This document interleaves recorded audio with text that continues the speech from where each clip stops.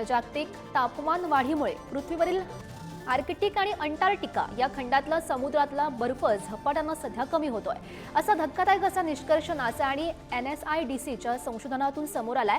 नासानं या संदर्भात एक मन हिलावणारा ग्राफिक व्हिडिओ जारी केलाय। गेल्या खरं तर 15 वर्षात समुद्रातील बर्फाच्या झालेल्या लोपाचं महत्त्व स्पष्ट करतो। वेगानं वाढणारं तापमान आणि बदलत्या हवामानामुळे लाखो चौरस किलोमीटर क्षेत्रफळाचा बर्फ नाहीसा होतोय अशी गंभीर बाब या संशोधनातून समोर आली आहे। जर्मन स्टार्टअप इसार एरोस्पेसनं विकसित केलेलं स्पेक्ट्रम रॉकेट प्रक्षेपणानंतर अवघ्या 40 सेकंदातच क्रॅश झालं आणि क्रॅश होताच त्यात स्फोट झाला। नासा स्पेस फ्लाईटनं याबाबतचा व्हिडिओ एक्सवर पोस्ट केलाय। या व्हिडिओमध्ये स्पेक्ट्रमनं त्याच्या बाजूचे धूर सोडायला सुरुवात केल्याचं दिसतं आणि त्यानंतर स्पेसपोर्टवरून प्रक्षेपण झाल्यानंतर लगेचच शक्तिशाली स्फोट होऊन हे रॉकेट पृथ्वीवर परत कोसळल्याचं बघायला मिळालं। नेपाळमध्ये गेल्या आठवड्यात राजेशाही समर्थनार्थ हिंसाचार उफाळून आलाय। यामध्ये मोठ्या प्रमाणावर जाळपोळ, लूटमार आणि तोडफोड करण्यात आली। यामध्ये 2 जणांचा मृत्यू झाला असून 100हून अधिक लोक जखमी झाले। या घटनेनंतर KP ओली शर्मा यांच्या सरकारनं हिंसाचारात सहभागी असलेल्या व्यक्तींवर कारवाई करण्यास सुरुवात केली आहे। नेपाळचे माजी राजा ज्ञानेंद्र शाह यांना दंड ठोठावण्यात आलाय। तसंच राजेशाही समर्थकांना 3 एप्रिलपर्यंतचा अल्टिमेटम देण्यात आलाय। सध्या या हिंसाचारामुळे राजेशाही समर्थक आणि सरकारमध्ये तणावाचं वातावरण बघायला मिळत आहे। म्यानमारमध्ये आलेल्या भूकंपामुळे मोठं खरं तर नुकसान झालंय। त्यामुळे म्यानमारला भूकंप मदत कार्यासाठी आपत्कालीन मानवतावादी मदत अनेक देशांकडून पाठवण्यात येते। म्यानमारला आपत्कालीन मानवतावादी भूकंप मदत सामग्रीची चीनची पहिली तुकडी बीजिंग कॅपिटल आंतरराष्ट्रीय विमानतळावरून रवाना झाली आणि यावेळी म्यानमार सरकारच्या विनंतीला प्रतिसाद देत चीननं म्यानमारला भूकंप मदत कार्यासाठी आपत्कालीन मानवतावादी मदत म्हणून 100 दशलक्ष युआन म्हणजेच 13.9 दशलक्ष डॉलर्स देण्याचा निर्णय घेतला। अमेरिकेचे राष्ट्राध्यक्ष डोनाल्ड ट्रम्प यांनी ग्रीनलँडवर नियंत्रण मिळवल्याचा दावा केलाय। ट्रम्प यांच्या या दाव्यानं ग्रीनलँडमध्ये मोठी खळबळ माजली आहे।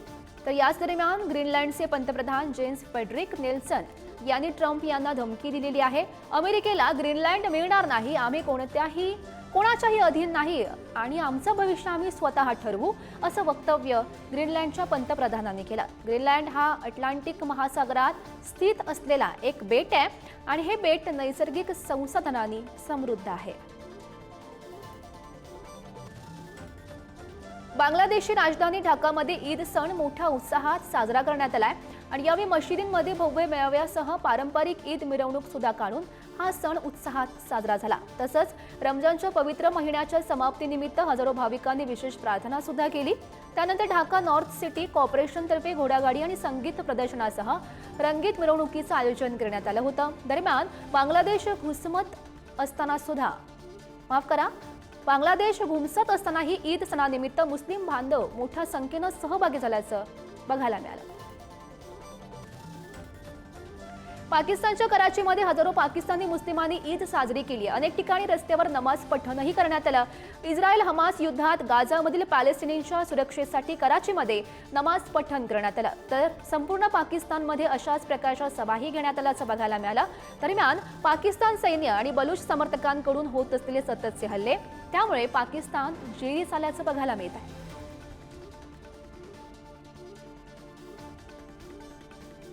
इंडोनेशियामध्ये ईद उल फित्र निमित्त मुस्लिम बांधवांनी मशिदींमध्ये सामुदायिक नमाज पठण केल्याचं बघायला मिळालं। जकार्तामधील जटिनेगारा रस्त्यावर भाविकांनी सकाळची प्रार्थना सुद्धा केली। तसंच एकमेकांना ईदच्या शुभेच्छाही दिल्या। इंडोनेशियामध्ये दरवर्षी जगातील मुस्लिम देशातील लोक मोठ्या संख्येने येतात। प्रार्थना, मेजवानी आणि कौटुंबिक समारंभासोबत सुट्टी साजरी करण्यासाठी लोक मोठ्या शहरांमधून गावी परततात। या सगळ्यांमुळे ईद दरम्यान पैशांची देवाणघेवाण 137.97 ट्रिलियन रुपयांपर्यंत पोहोचल्याचा अंदाज Indonesian chamber of commerce and industries यांनी वर्तवला आहे। इराकमधील बगदादमधील अल गेलानी मशिदीमध्ये नागरिकांनी ईद मोठ्या उत्साहात साजरी केली आहे। ऐतिहासिक मशिदीमध्ये रमजान या इस्लामी पवित्र उपवास महिन्याच्या समाप्तीनिमित्त नागरिकांनी ईद उल फित्रच्या नमाजमध्ये सहभाग घेतला, तर काही नागरिकांनी स्मशानभूमीत जाऊन मृत नातेवाईकांना श्रद्धांजली वाहिली। हा पारंपरिक कौटुंबिक आणि उत्सवाचा काळ आहे। रमजानच्या पवित्र महिन्यात उपवास करणं इस्लामच्या 5 स्तंभांपैकी एक मानलं जातं आणि उपासना आणि चिंतनाचा काळ मानला जातो। ईदचा हा सण 3 दिवस सुरू आहे।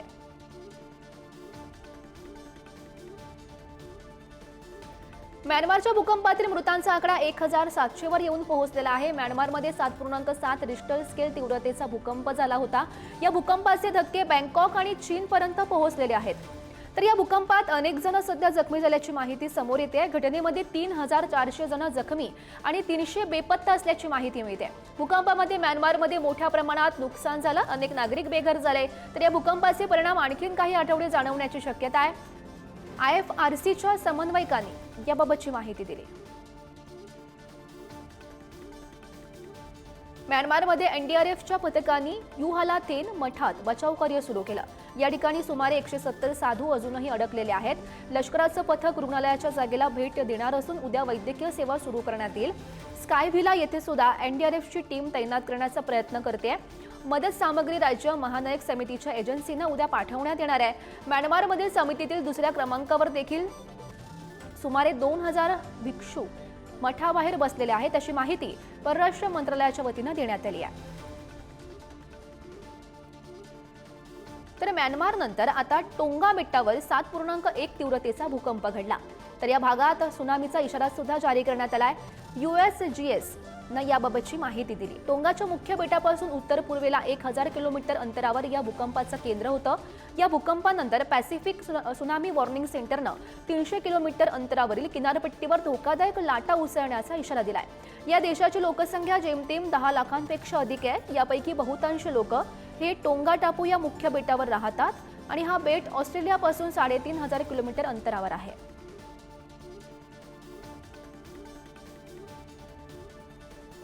तर पाकिस्तानी सैन्यानं आपल्याच देशातील खैबर पख्तूनख्वा प्रांतात ड्रोन हल्ले केल्याची माहिती समोर येते। या हल्ल्यांमध्ये जवळपास 9 पाकिस्तानी नागरिकांचा मृत्यू झाल्याची माहिती येते। तर पाकिस्तानी सैन्यानं हा दहशतवाद्यांवर केलेला हल्ला होता असं सांगून यात खरं तर 12 दहशतवादीही ठार झाल्याचा दावा त्यांच्याकडून करण्यात आलाय। दहशतवादी निवासी भागात लपल्यामुळे हल्ल्यांमध्ये सामान्य नागरिकांचा देखील बळी गेल्याचं पाकिस्तानी सैन्यानं म्हटलं। तर प्रांताच्या मुख्यमंत्र्यांनी सामान्यांचा मृत्यू होणं दुःखद बाब असल्याचं सांगत भविष्यात अशी दुर्घटना होणार नाही यासाठी प्रयत्न करू असंही त्यांनी स्पष्ट केलंय। इराणचे सर्वोच्च नेते अली खामेनी यांनी पुन्हा एकदा इस्रायलला हद्दपार करण्याची मागणी केली आहे। अमेरिकेबरोबरच्या तणावाच्या पार्श्वभूमीवर आपल्या देशावर हल्ला झाल्यास प्रत्युत्तर देण्याची आमची तयारी असल्याचंही त्यांनी म्हटलंय। वेगानं वाढणाऱ्या आण्विक कार्यक्रमाबाबत ट्रम्प यांनी लिहिलेल्या पत्रात उत्तर देताना इराणनं अमेरिकेशी थेट वाटाघाटी करण्यास नकार दिलाय। दरम्यान इराणला अण्वस्त्र मिळू देणार नाही असा इशारा इस्रायल आणि अमेरिका या दोनही देशांकडून देण्यात आलाय।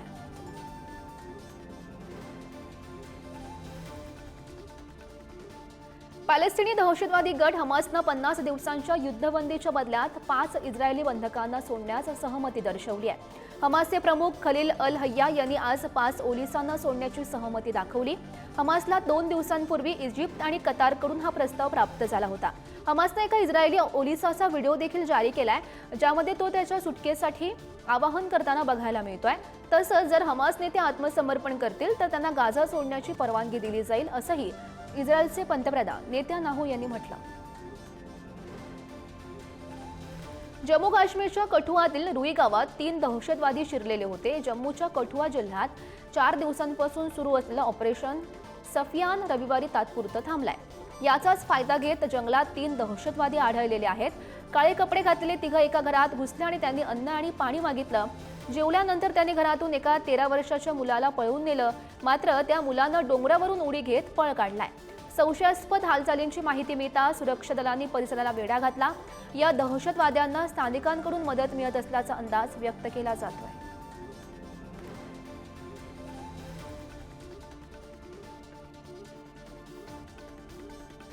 अखिल भारतीय विद्यार्थी परिषद तेलंगणा सरकार विरोधात आक्रमक झाली आहे। अखिल भारतीय विद्यार्थी परिषद आणि हैदराबाद सेंट्रल युनिव्हर्सिटीच्या विद्यार्थ्यांनी तेलंगणा सरकारच्या विरोधात निदर्शने केली आणि याच वेळी सरकारने विद्यापीठाच्या 400 एकर जागेचा लिलाव केल्याचा आरोप विद्यार्थ्यांकडून करण्यात आला आणि यावेळी काही काळ तणावाचं वातावरण बघायला मिळालेलं होतं आणि दरम्यान तेलंगणा सरकार विरोधात या दरम्यान जोरदार घोषणाबाजी सुद्धा करण्यात आली।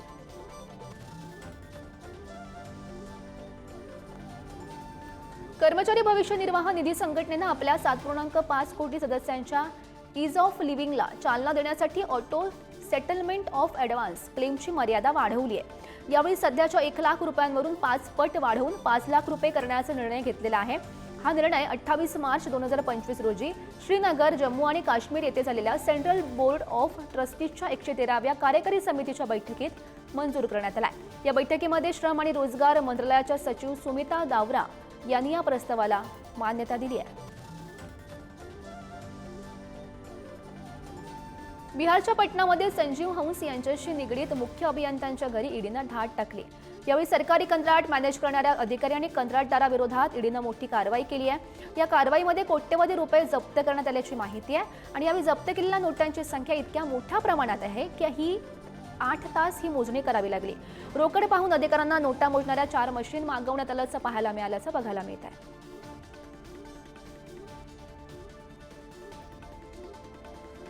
यावर्षी चारधाम यात्रा अधिकृतपणे 30 एप्रिल 2025ला सुरू होणार आहे। गंगोत्री धाम मंदिर समितीने गंगोत्री धामचे दरवाजे उघडण्याची तारीख आणि वेळ निश्चित केली आहे। 30 एप्रिलला सकाळी 10:30 वाजता विधी करून गंगोत्री धामचे दरवाजे भाविकांसाठी उघडले जातील, तर त्याच दिवशी यमुनोत्री धामचे दरवाजे सुद्धा भाविकांसाठी उघडे होतील। केदारनाथ मंदिर 2 मे रोजी भक्तांसाठी खुलं होणार आहे, तर बद्रीनाथ मंदिर 4 मेला उघडणार आहे। मंदिर समितीने या तारखा निश्चित केल्याची माहिती मिळते। ग्रेटर नोएडामधील हबीबपूर गावाजवळ एका कूलर बनवणाऱ्या कारखान्यात भीषण आग लागल्याची घटना घडली। या आगीनं काही क्षणातच भयानक रूप धारण केलं, तर जवळच्या कारखान्याला सुद्धा आगीनं विळखा घातला। त्यानंतर अग्निशमन दलाला घटनेची माहिती देण्यात आली। घटनेची माहिती मिळताच अग्निशमन दलाच्या 20हून अधिक गाड्या तातडीनं घटनास्थळी दाखल झाल्याचं बघायला मिळालं। शर्थीच्या प्रयत्नानंतर अग्निशमन दलाला ही आग विझवण्यात यश आलंय, मात्र या आगीमुळे कारखान्यात ठेवलेला लाखो रुपयांचा माल जळून खाक झालाय। गुजरातच्या कच्छमधील गांधीधाम भचाऊ महामार्गावरील एका लाकूड कंपनीला भीषण आग लागली। या घटनेनंतर गांधीधाम नगरपालिकेसह अनेक अग्निशमन दलाच्या गाड्या घटनास्थळी दाखल झाल्या। सुदैवानं पेट्रोल पंपातील सर्व कर्मचारी सुरक्षित बाहेर त्यांना काढण्यात आलं। अग्निशमन दलाच्या अथक प्रयत्नांमुळे आगीवर नियंत्रण मिळवण्यात यश आलंय, मात्र आगीत पेट्रोल पंपाचं मोठं नुकसान झाल्याची माहिती मिळते। भाजपला लवकरच राष्ट्रीय अध्यक्ष मिळण्याची शक्यता आहे। भाजपच्या स्थापना दिनाच्या आधी अध्यक्ष जाहीर होण्याची शक्यता आहे। संगणनात्मक नाव नोंदणी पूर्ण झाल्यानं लवकरच अध्यक्षांचं नाव जाहीर केलं जाईल। अध्यक्षपदासाठी भूपेंद्र यादव, धर्मेंद्र प्रधान आणि विनोद तावडे यांची नावं आघाडीवर दिसत आहेत। राष्ट्रीय स्वयंसेवक संघाच्या सहमतीनंतरच अध्यक्षपदाची घोषणा होणार आहे। काही दिवसांपूर्वी आरएसएस आणि भाजपमध्ये अध्यक्षपदावरून मतभेद असल्याची चर्चा रंगत होती, मात्र कोणतेही मतभेद नसल्याचं स्पष्टीकरण आरएसएसनं दिलेलं होतं।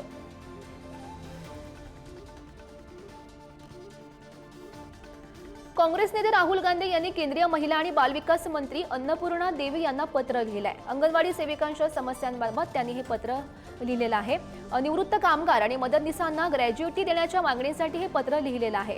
कुपोषण आणि कोविड विरुद्धच्या लढाईत अंगणवाडी बहिणींचे योगदान महत्त्वाचं असल्याचं मत राहुल गांधी यांनी या पत्रात मांडलं आणि सेविकांच्या कामाच्या परिस्थितीमध्ये सुधारणा आणि सामाजिक रक्षा महत्त्वाची आहे आणि या सर्व समस्या मंत्री अन्नपूर्णा देवी लवकरच सोडवतील अशी अपेक्षा राहुल गांधी यांनी व्यक्त केली आहे। तर केंद्र सरकार उद्या वक्फ बोर्ड सुधारणा विधेयक संसदेमध्ये मांडण्याची शक्यता आहे। विधेयक मांडल्यानंतर संसदेमध्ये गोंधळ निर्माण होण्याचा अंदाज दिसतोय, त्यामुळे चंद्रबाबू नायडू आणि नितीश कुमार यांचा पक्ष संसदेमध्ये नेमकी काय भूमिका मांडणार याकडे सर्वांचंच लक्ष असेल। विधेयक मांडल्यानंतर सरकारची अग्निपरीक्षा असण्याची शक्यता आहे। केंद्र सरकार वक्फ कायद्यात सुधारणा करणार आहे आणि या सुधारणेनंतर एखादी मालमत्ता ही वक्फ अंतर्गत येते की नाही हे ठरवण्याचा वक्फ बोर्डाचा अधिकार काढून घेतला जाणार आहे। पश्चिम बंगालच्या मुख्यमंत्री ममता बॅनर्जी यांनी कोलकात्यातील ईदगाह येथे दंगलीबाबत मोठं विधान केल्याचं बघायला मिळालं. दंगल घडू नये अशी आमची इच्छा असल्याचं त्यांनी म्हटलंय. तर सर्वसामान्य लोक अशा गोष्टींमध्ये सहभागी होत नाहीत, हे फक्त राजकीय पक्ष करतात आणि ही लाजिरवाणी बाब असल्याचं विधान सुद्धा ममता बॅनर्जी यांनी केलंय. आम्ही सर्व धर्मासाठी प्राणांची आहुती द्यायला तयार आहोत. अल्पसंख्याकांचं रक्षण करणं हे बहुसंख्याकांचं कर्तव्य आहे आणि अल्पसंख्याकांचं कर्तव्य बहुसंख्याकांसोबत राहणं आहे, असंही त्यांनी स्पष्ट केलंय. तर आज सर्वत्र ईद उल फित्र साजरी करण्यात आली. बिहारचे मुख्यमंत्री नितीश कुमार ईदच्या कार्यक्रमात सहभागी झाल्याचं बघायला मिळालं. तर भाजप नेते शाहनवाज हुसेन यांनी सुद्धा दिल्लीतील संसद मार्गावरील मशिदीमध्ये नमाज पठण केला. लखनौच्या इशबाग ईदगाहमध्ये महिलांनी सुद्धा नमाज अदा केली आहे. यासाठी विशेष व्यवस्था करण्यात आलेली होती आणि वाराणसीच्या जामा मशिदीमध्ये एकाच वेळी अनेक भाविक पोहोचले. त्यामुळे सर्वांना मशिदीमध्ये नमाज अदा करण्यासाठी जागा मिळाली नसल्यानं काही लोकांनी पायऱ्यांवर ईदची नमाज अदा केली. तर तामिळनाडूतील त्रिची येथे सुद्धा मोठ्या संख्येनं लोकांनी रस्त्यावर नमाज पठण केला. आसाराम काही करू शकतो अशी भीती पीडितेच्या वडिलांनी व्यक्त केली आहे. आसारामला जामीन मिळाल्यानंतर पीडितेच्या वडिलांनी कुटुंबियांच्या सुरक्षेबाबत चिंता व्यक्त केली आहे. बलात्कार प्रकरणात जन्मठेपेची शिक्षा भोगत असलेल्या आसारामच्या जामिनाची मुदत 3 महिन्यांनी वाढवण्यात आली आहे. हृदयविकाराच्या उपचारासाठी 3 महिन्यांचा हंगामी जामीन मंजूर करण्यात आला. आसारामला वारंवार जामीन मिळाल्याबद्दल आश्चर्य व्यक्त करत तो त्याच्या इच्छेनुसार सर्वांवर नियंत्रण ठेवत असल्याचा दावा त्यांनी केला.